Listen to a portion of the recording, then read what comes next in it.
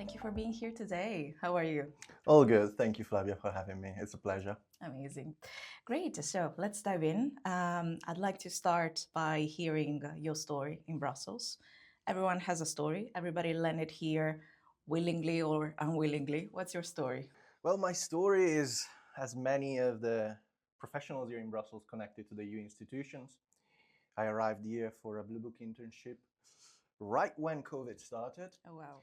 It was a very nice internship in DG competition, state aid to the energy sector. And yeah, obviously, I spent my time in my room in a colloque. I missed a lot of opportunities to network, but at least the content of my internship was great. I had to check a lot of things. I had great colleagues. So yeah, I would definitely connect my story in Brussels to the EU institution, at least for the first part of it. If you had to explain your day to day job to somebody who's outside the bubble, what would surprise them the most? Well, I think for anyone who is outside the bubble, something that is difficult to realize is how important is actually what we are doing in the bubble. European legislation and European law is quite important and it affects almost every step of a life. So I kind of feel honored to live in this bubble where we have the chance to improve the European Union from the very inside of it. So realize that it's something that you need to take care um, and look and pay attention to. That is something that I think still a lot of people outside of Brussels do not really fully appreciate. And what's a myth about your industry that you wish you could burst once and for all? Well, I mean, I work for the Environmental Coalition on Standards. We are an NGO, environmental NGO. So we are in the civil society, from the civil society, so the so-called third sector. And especially recently in the European Union and actually globally, there is this way of saying that civil society are only a bunch of tree huggers, that we do not understand how things work, that we ask for things that are completely unachievable. And this is completely purely wrong. Mm. We are very well rooted in what is happening here. And we do work with industry, progressive industry. And it is important that it is realized among policymakers that we do not ask for things that are unachievable. And moving on to a section about your own personal growth, what's a decision that you made in your career that felt quite risky at the time or quite you were quite unsure about, but then turned out to be important? I have two that I think are quite relevant for this. The first one is back when I was working for a paralegal, as a paralegal in Barcelona, I decided to spend my whole year, entire holidays, to attend a 2-month academic summer school in London at the SOAS on sustainable finance. And that was quite kind of a bet that I had with myself. I wanted to move into the sustainability side of things, but obviously I had a full-time job, so I couldn't really, take time off. So I decided to invest my holidays in that. It actually repaid quite nicely, because that surely helped me to then land in Brussels. And that was another risky bet that I placed, because I had quite a stable situation in Barcelona. I had a nice flat, I had a nice job. I was quite motivating. It was a great city. You have the Pyrenees on your back, you have the seafront on your front. So that was a risky bet, but I would definitely do it again. That's nice. What made you become interested in this topic of sustainability? I had a realization when I first started to go and attend different civil society movements that were organized in Barcelona, like, for instance, beach cleanup. In Barcelona, there is this big party in San Juan. It's called San Juan.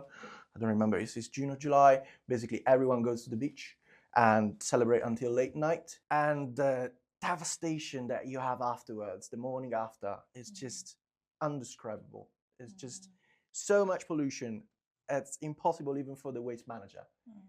So attending this kind of events and realizing that there was an issue and that we could tackle that kind of clicked. And I decided to invest, obviously, what I had studied before, which is partly economics and law, into a more sustainable pathway. What's instead a mistake that you feel that you might have made in earlier in your career in Brussels that taught you something that you still carry with you today? All right, here is where I get a little bit more personal than professional. I'm a big fan of potatoes. At first, I had frites twice when I arrived here in Brussels. Twice on the same day. Twice a week. Twice a week. Yes. Wow. Those greasy, nice The frites bacon. from the frit cock.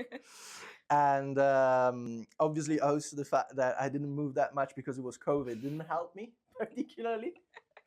So I would definitely do not advise anyone coming to Brussels or for the first time to kind of fall in love like I did with the culture of frites and pommes frites, and kind of take it easy, and once a week is enough. That's a threshold. Once a week. It's definitely a threshold, yes it is. All right. And when it comes to opinions and challenges, what is the hill that you're willing to die on, even if others might disagree? Well, I think to some extent relates to what I just said, in terms of we are experiencing a moment in which some political forces here in Europe, but also at global level, are trying to portray in our work as unrealistic, impossible to achieve, completely detached from reality. While I do personally believe that this is not the case, so I'm definitely working towards that, try to reframing the narrative, try to showcase how we can actually change things without hampering and without giving more arguments to the opponents. It's a tricky balance to strike sometimes, but I'm convinced that we can find compromise and we can work together. That's great. And perhaps this links to the next question, which is what's the biggest challenge that you see on the horizon for your sector and for your line of work? It is pretty much so, Flavia. Obviously, there have been a lot of problems in how climate and environmental policies have been seen and have been accepted. While in many instances the EU legislators were very careful in drafting social provisions, but we've obviously seen how the elections in the European Parliament of last year have, what kind of parliament we have is quite different. So obviously there's a challenge to work with some members of the European Parliament that are not fully aligned with you. So there needs to be a change in the narrative, and obviously stressing the fact that these policies are made for people, are not made for a wealthy elite that is supposed to go against the people. So I guess this is a point that everyone at ECOS is trying to navigate, and everyone in the civil society as well. It's trickier, but we do see some openings, so it's comforting. That's great. And to close off, I love this question, and everybody comes up with different answers. If your Brussels journey had a soundtrack, what song would be on it and why? I love listening to music in general, but if I have to pick one, I would definitely go for the whole alto, the different compositions that we have from Django Reinhardt. Okay. Django Reinhardt is a famous jazzman that he kind of invented the manouche jazz movement. It's very alternative. There's a lot of guitar, a very active rhythm in it. It's mostly instrumental, so you wouldn't have anyone singing that. And yes, listening to Django Reinhardt while cycling in St. Gilles or Ixelles and realizing how this city has come together so differently, it's something that inspires me every day. Yes, I love that. And improvisation as well. Obviously. That's great. Thank you so much, Thomas. Thank you for having me.